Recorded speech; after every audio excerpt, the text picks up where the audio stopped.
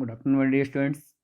मैं आपका विज्ञान अध्यापक एसएसटी अध्यापक शुभम तिवारी माया ज्ञानोदय संस्कार एकेडमी बिरदा ललितपुर से आप सभी विद्यार्थियों का आज इतिहास विषय के अंतर्गत भारतीय स्वाधीनता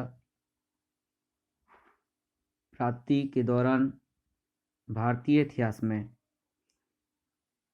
घटित विभिन्न प्रकार की जो घटनाएं हैं उस टॉपिक को लेकर के आज उपस्थित हुआ हूं और आज की इस कक्षा का प्रारंभ करता हूं।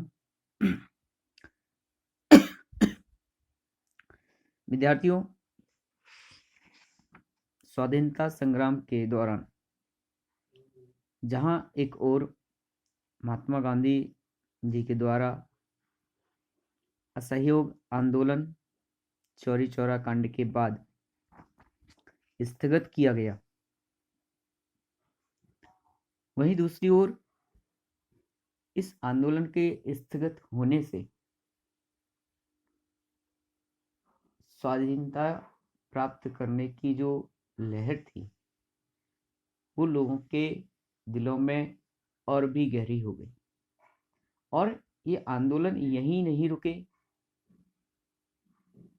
इसके आगे भी बहुत से आंदोलन स्वतंत्रता प्राप्ति के लिए अनेकों क्रांतिकारियों के द्वारा किए गए।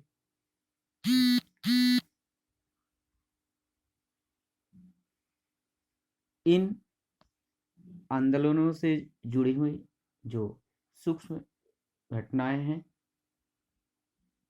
आज के इस टॉपिक में हम प्रारंभ करते हैं।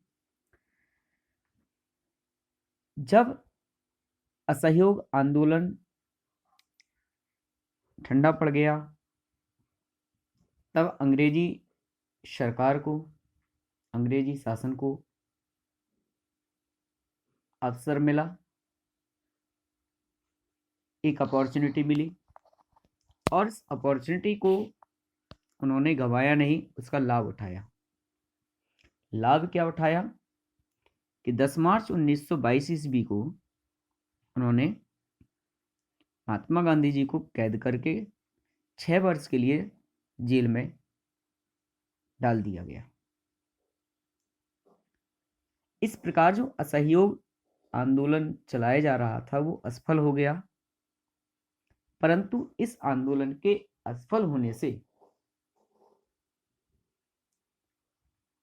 जो राष्ट्रवादी विचारधारा थी वह पूरे देश में फैल चुकी थी।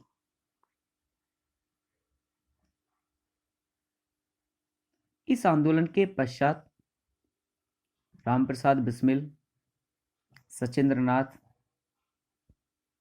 सान्याल, योगेश चंद्र चटर्जी आदि नेताओं ने, सशस्त्र क्रांतिकारियों ने एक नया आंदोलन प्रारंभ किया और जिसमें अपना अमिट योगदान दिया।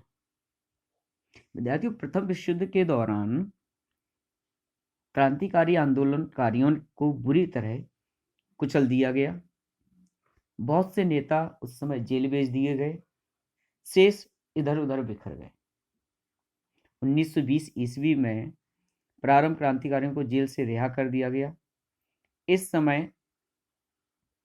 इसके कुछ समय बाद ही कांग्रेस ने असहयोग आंदोलन पुनः छेड़ दिया गया, जिसमें कि ये सभी क्रांतिकारी लोग शामिल हो गए, परंतु कुछ समय बाद कांग्रेस ने असहयोग आंदोलन को बंद कर दिया, जिस कारण से जो क्रांतिकारियों की जो भावना थी उस भावना को, उस उम्मीद पर पानी फिर गया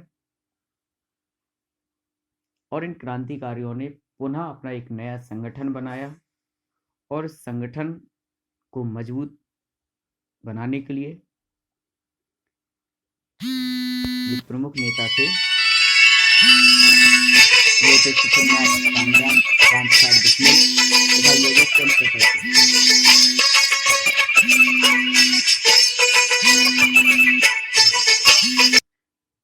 इसके पश्चात भारतीय इतिहास में एक और उसी समय एक और घटना घटित हुई जो कि काकोरी कांड के नाम से जानी जाती है। अक्टूबर 1924 ईस्वी में क्रांतिकारी युवकों का कानपुर में एक सम्मेलन हुआ और हिंदुस्तान रिपब्लिक एसोसिएशन का गठन किया गया। इसमें देश से अंग्रेजी सत्ता को जड़ से उखाड़ फेंकने तथा भारत को स्वतंत्र कराने का संकल्प लिया गया। संघर्ष छेड़ने के लिए एक धन का अभाव था, अतः इन क्रांतिकारियों ने 9 अगस्त 1925 को लखनऊ के निकट काकोरी में एक रेलगाड़ी रोककर सरकारी खजाने को अपने अधिकार में ले लिया। बाद में ये पकड़े गए। इस लूटकांड में जो प्रमुख लोग थे वो रामप्रसाद बिस्मिल, रोशन सिंह, राजेंद्र लाहिड़ी तथा अशफाक उल्लाह खां, इन 4 प्रमुख व्यक्तियों को फांसी दे दी गई। अन्य व्यक्तियों को आजीवन कारावास की सजा देकर अंडमान भेज दिया गया। 17 लोगों को लंबी सजाएं सुनाई गई।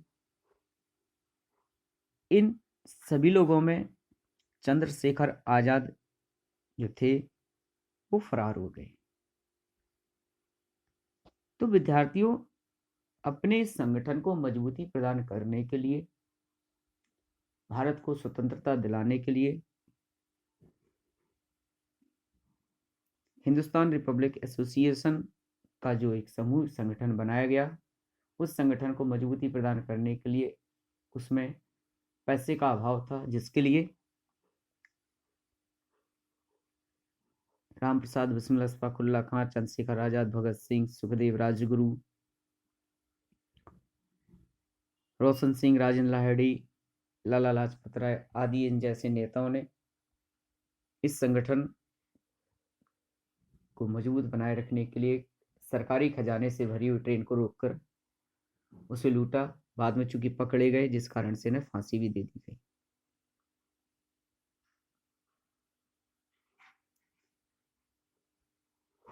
और ये घटनाएं यही नहीं रुकी, आगे भी निरंतर हुई। लेकिन इन घटनाओं से या इनके दमन से भारतीय लोगों के दिलों में राष्ट्रवाद की विचारधारा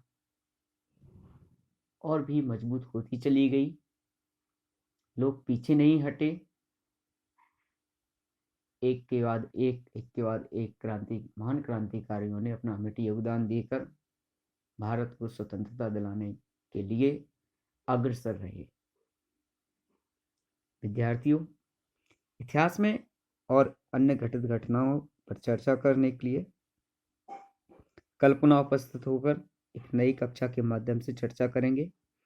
आज की इस कक्षा में इतना ही। कल फिर पुनः उपस्थित होऊंगा।